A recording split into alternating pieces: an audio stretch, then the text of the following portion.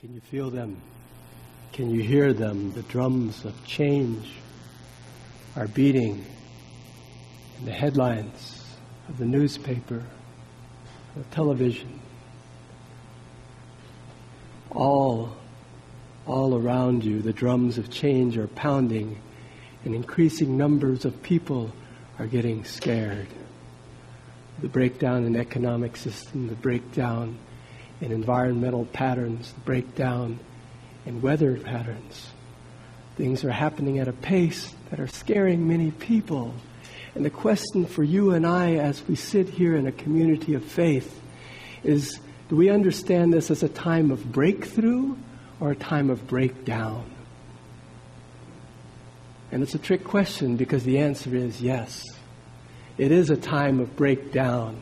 Systems all around us are breaking down under their very own weight. A system of economic dominance, a system of environmental degradation, and putting off the cost of our mechanical, industrialized society, just putting off the cost of dirty air and dirty water and lack of rain, putting them off for some other generation to deal with. And increasingly, there are those of us who understand that this time of breakdown is absolutely necessary for a time of breakthrough, of a new story being born in our midst, a story of consciously evolving to another way of being on the planet, a way of loving, a way of embracing each other and the planet and our deepest selves with an understanding that something good and wonderful is emerging amongst us, a new way of being human. That Homo sapiens sapiens has had a good run for 50,000 years, but there's another kind of human that is not one who was born out of fear of the saber-toothed tiger and out of a need to defend turf and to build and to conquer and to hold on, but a new human who understands the value of letting go, who understands the value of embracing oneness, who understands that this planet is calling forth for a peoples who can live in harmony with freedom and enoughness for all, not just for those who can afford it, but for all. And those of us who are tuning into this story of conscious evolution, who are choosing to evolve by choice, not by chance, who are choosing to participate in this new story, we're asked, in the words of Michael Beckwith, to help hospice the death of the old way and to be midwives for the death of the new way. And for those of you who've been into a hospice know that the primary care of hospice workers is not to kill the patient, not to heal the patient, but simply bear witness to the patient's transition, to be there in a way of just making the transition more easeful. And so those of us who understand the old way is dying don't need to cheer it on. Don't need to say, yay, the collapse is happening, yay, terrible things are happening in the world. Nor do we have to be frightened, because as hospice workers we know there is nothing to be frightened of in death. That death is merely the next phase of birth and rebirth. And so it is that we're being asked to midwife this new way of being. We can't make the new birth happen. As midwives, we're not responsible for making a new baby. We are simply responsible for being present at the birth and assisting as gently and as fully as we can, each in our own way.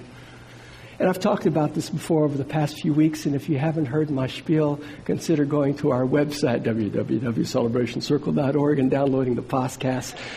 Because I want to go on from understanding this newness emerging in our midst and understanding that there's nothing to be afraid of, to embodying some practices to help bring in this new way of being within ourselves and between ourselves. And the primary thing I think we're asked to do is to listen in deeply to what is coming. Jean Houston, the wonderful, marvelous contemporary philosopher and psychologist, says, the new story is being born in our midst, and the hounds of heaven are nipping at our heels in the morning breeze.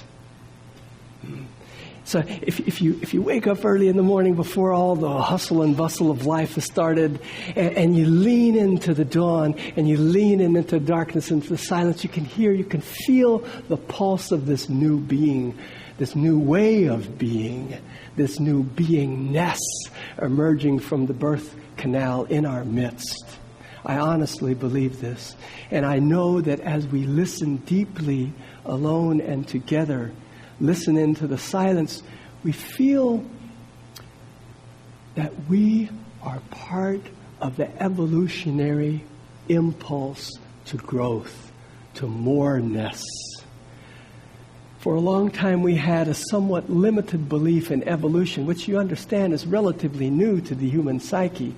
Darwin only wrote his revolutionary book, The Origin of the Species, in the mid-1980s. In the mid-1800s.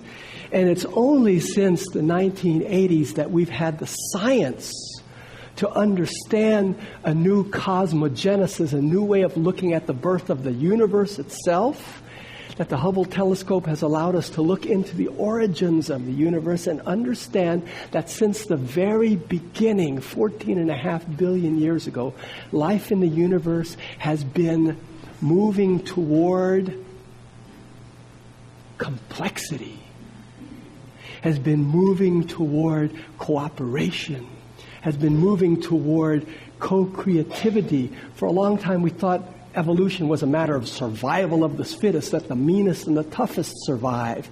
But that was a very primitive view. Now, based on our understanding of how DNA has evolved, based on our understanding of how life itself has evolved, we understand that evolution has always favored cooperation, has always favored complexity. The universe is not something that was created 14.5 billion years ago by God to be perfect and now is breaking down slowly and inevitably to darkness, and humans are aiding that with our destructive capacity, and it's our damn, the world is falling apart. No.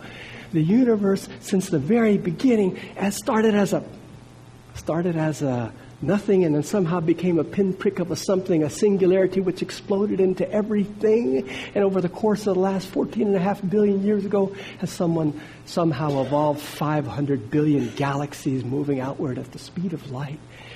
And what we understand is that from the very microcosm and microorganisms to the macrocosm of galaxies, what the universe wants and supports and has been fostering is an evolution of creativity and complexity and cooperation. And you and I, as we lean into this new story being born and listen deeply into the silence, into the pre-dawn darkness, are invited to hear that in the very cell and fiber of our being, we too are hungry for moreness, hungry to cooperate with more people, hungry to give our gifts, hungry to partake of this process of evolving consciousness.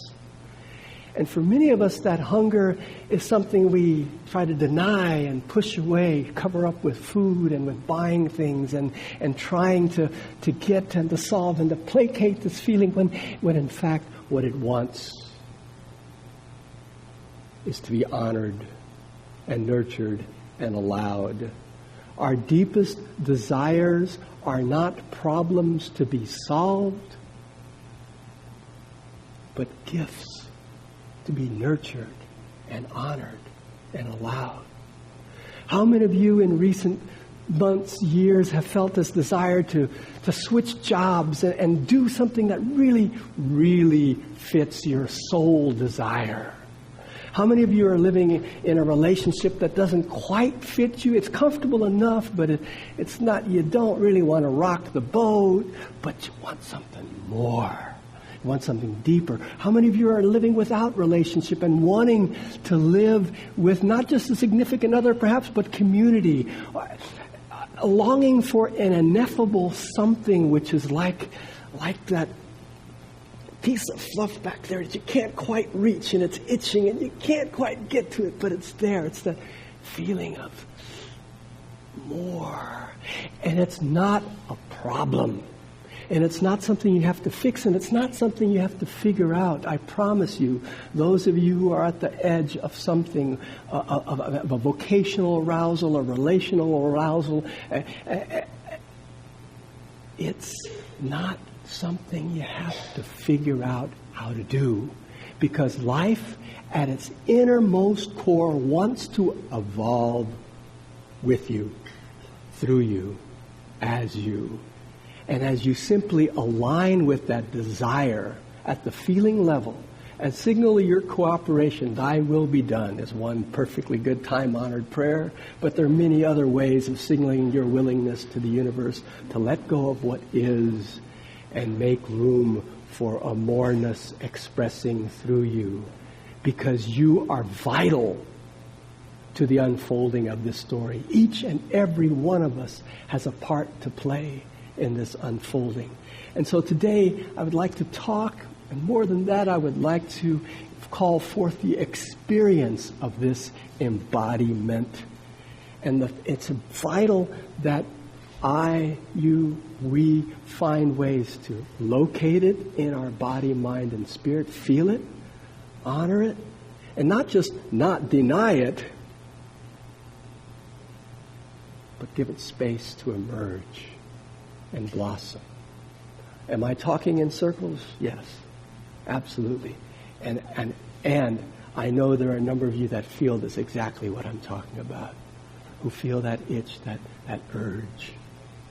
Know that you are not alone, that the universe is conspiring with you, that in fact, Andrew Cohen has this wonderful phrase. He says, what we're experiencing when we feel this is the inner Big Bang. We are feeling the echoes of the huge Big Bang that happened 14.5 billion years ago. And it's unfolding in you. No wonder you can't stuff it down. It's a big bang. Big. Because you are huge. I am huge. We tend to play small, but that doesn't make us any less huge. Big from the inside out. And so this morning we'll feel some of that bigness. We'll feel it alone and together. And speaking of aloneness, I'd like to acknowledge one thing. I'd like to acknowledge that for those of us who are feeling this impulse to growth, feeling this calling to a new way of being on the planet, it is sometimes a lonely and painful position to hold. Because all around you there will always be, and there have been, how many of you know, feel this feeling, that there always have been members of the family, members of the other people at your office, friends, who don't quite get what you're talking about or feel about and don't want to talk about it and don't want to feel it, don't want to know about it. And sometimes you feel like you're the Lone Ranger, you're the only one. And what I ask you to do at this moment is look around and see this is a room full of Lone Rangers. And this room full of Lone Rangers is connected to many others throughout the planet. There are, in fact, hundreds of millions of us. And we are reporting to each other. We are checking in with each other. All across the planet, there are groups of people just like us who are meeting as co-conspirators. And it's good. And it's powerful. And it's necessary. And it's not always fun. But it's always, always, always in alignment with life, to continue to evolve, to lean into the mystery, to listen deeply into the space between the logical thoughts and plans, into that space where the otherness, the moreness can emerge. And I would like to acknowledge that however you got here, not just this morning, but to this place in your life where you feel this urge to moreness, however you got here is the perfect way and the only way you could have gotten here. And there are many of us in this room particularly, but many more of us throughout the planet who had at some point found it necessary to break out of a system, a family of origin that no longer serves you, to still be in relationship with them at some level, but to cut ties with mom and dad and say, the way you believe is a perfectly good way for you to believe, but I have something else I need to believe. Who had to cut ties with an organized religion and say, that's a perfectly good way to believe, but it's no longer what works for me. And then once you cut those ties, you kind of, maybe, I don't know, maybe I shouldn't say this out loud, but maybe a number of us walked around in the dark, kind of in circles, maybe even feeling pain, maybe even inflicting pain on ourselves to try to feel something. But eventually we got to this place which is now, this place which is here, this place which is saying, you're good, you're whole, you're complete, and something more is emerging from you, and you're not alone. And the way you got here is a good way. And the way forward is mystery. Ain't gonna figure it out. Not today, not tomorrow. But you can and will live into it as you learn to trust, as we learn to trust our hearts and our intuition, our calling from those places that we can't quite name, but are fully aware of. Now, I'm not saying it's either or. I'm not saying there's no room for linear growth and for logical planning and for day runners and 5-year plans. Yes, they have their place, absolutely. But there's something else that's being called for as we lean into this newness.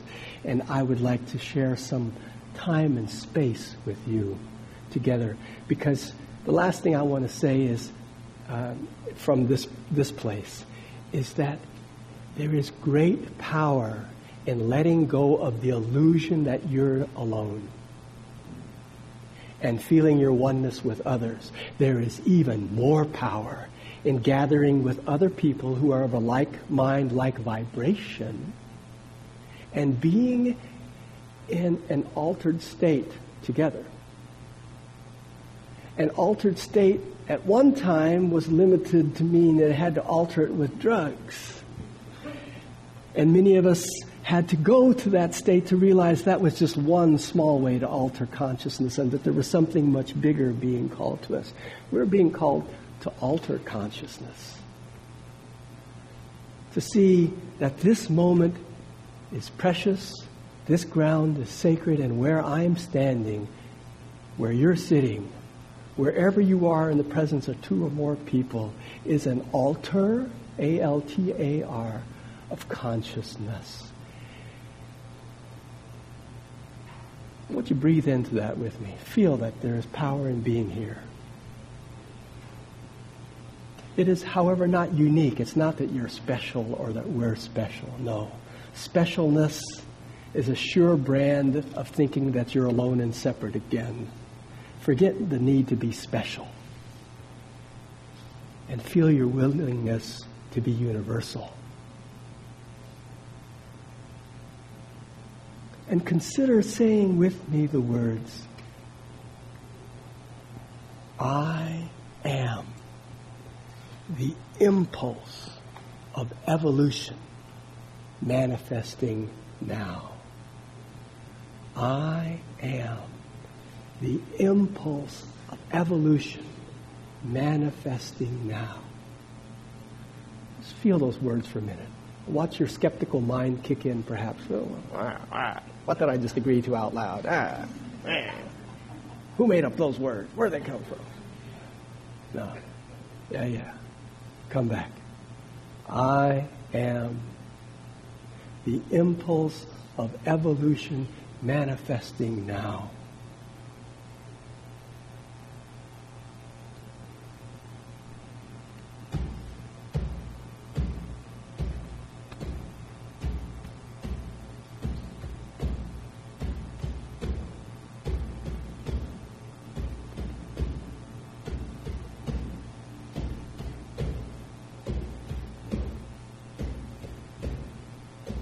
With eyes open or eyes closed, won't you feel the resonance of the words, of the feeling, I am the impulse of evolution manifesting now.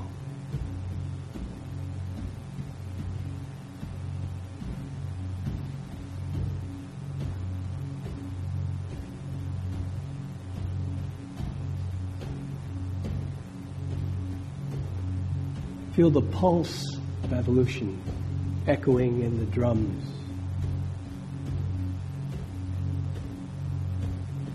Feel the song of evolution unfolding in the very cells and fiber of your being.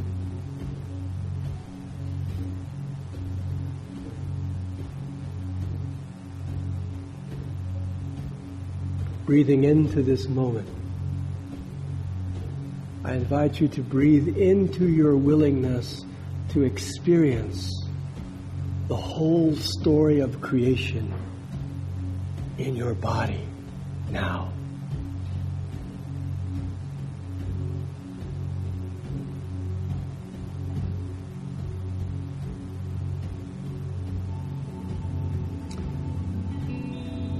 Feel that within yourself.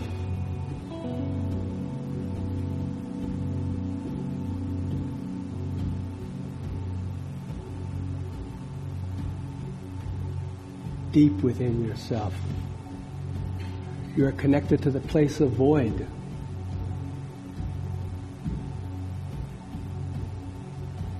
That place of no thingness.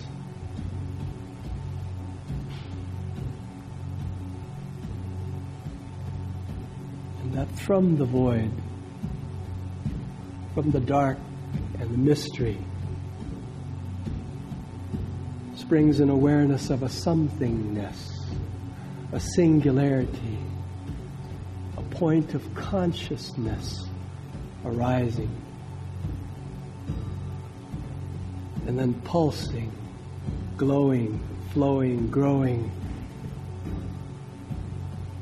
suddenly springing out in a big bang of light, moving to you and through you, from you, as you.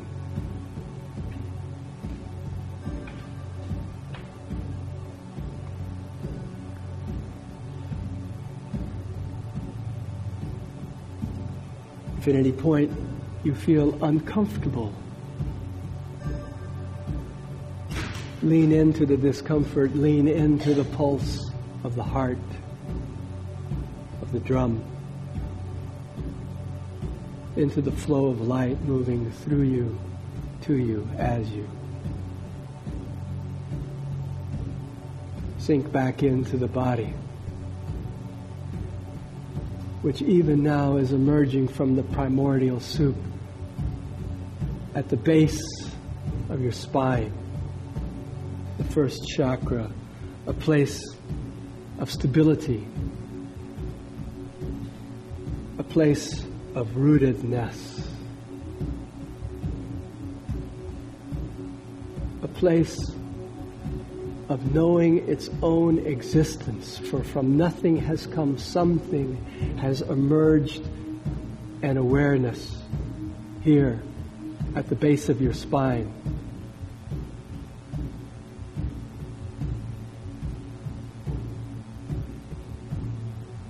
A simple knowing that I am.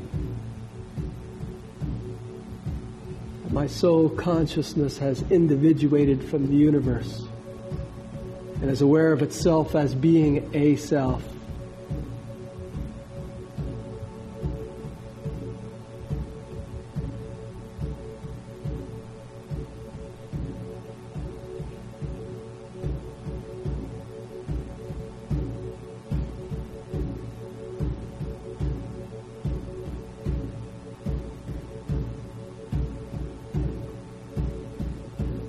And from this place of knowing and growing, moving the awareness up to the area of the sexual organs, the second chakra, the area of creativity, of procreative impulse to give birth first chakra alone in its survival and its stability and its rootedness has called forth a second to be in relationship with, a second to create with, to co-create with. And here in the second chakra, here in the area of the groin, feel that which is generative, which is calling forth more life.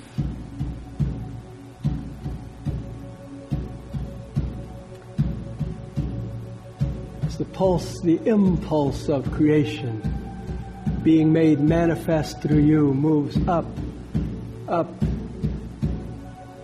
into the solar plexus, the area just above your navel and below the rib cage, place of power.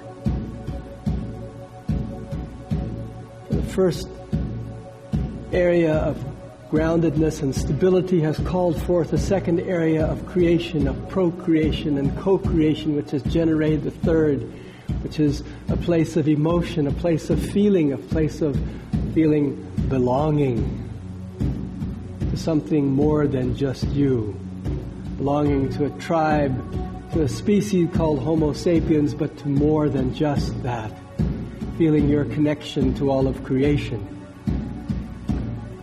feeling a rising consciousness here in this place of power, feeling a new level of complexity,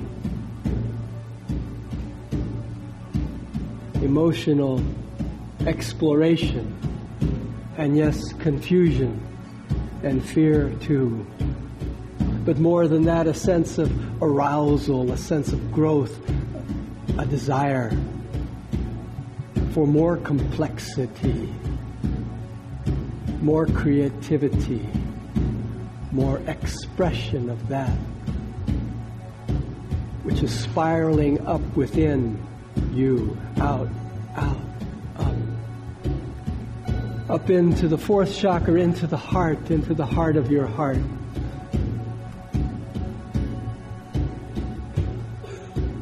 A place where the feelings of survival and creativity and emotional generation come into coherence. A place where the heart and mind can begin to meet here in the center of your generative system, in the heart of your heart. The pulse of creation is calling forth and giving forth and sending forth love,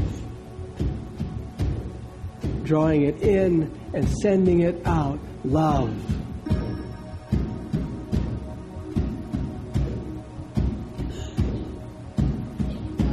Feel truly at this level that you are causal. You are not at the effect of life.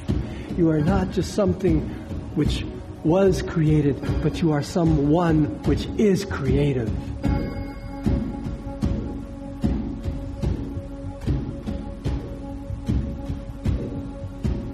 And here from the place of the heart, rising up into the throat, into the area of calling and communication, of vocation.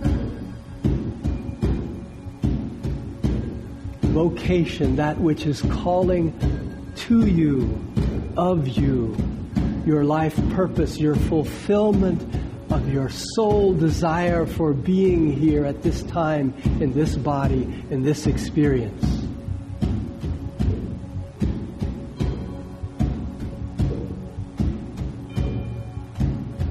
Here in the throat chakra, there's a tremendous spiraling of energy wanting to move out, to speak your word of truth into the world, to bear witness, not just with the verbal communication, the words themselves, but the vibration behind the communication, a vibration of isness, a vibration of becoming and unfolding, a vibration calling forth to other like-minded, open-hearted individuals in your community and beyond. Individuals throughout the planet who are feeling this co-creative urge with you. And from the throat, the energy spirals up and up into the center of the forehead, to the third eye, to the place of conscious communication, a place supraverbal communication, a place of connecting with other ways of knowing beyond the logical and the linear and the verbal. A place of communicating through intuition, through extrasensory perception, through a deep felt connection.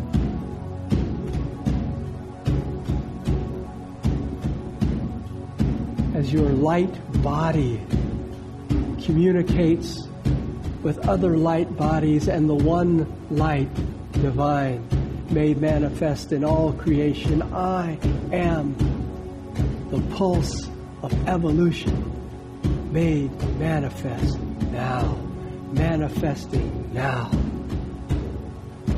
and now.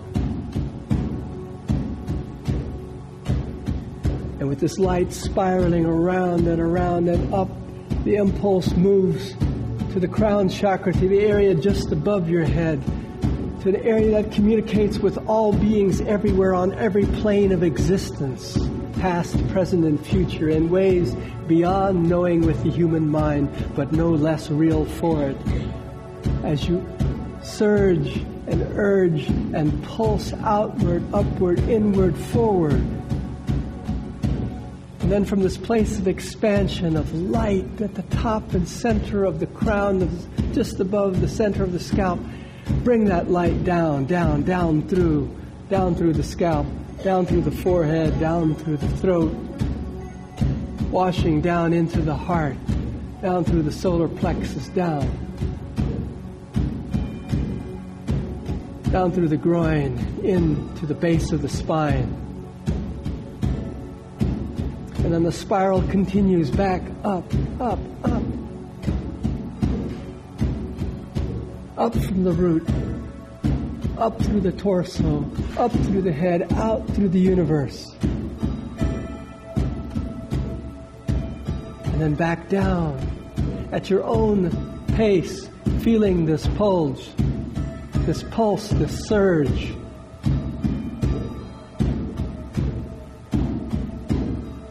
Again and again. What excitement. What power. What a wonderful new story emerging through you, as you, from you. Now, may you, may we, may all beings be blessed by our willingness to feel and experience this pulse of evolution made manifest now. And so it is, and so may it be. Amen.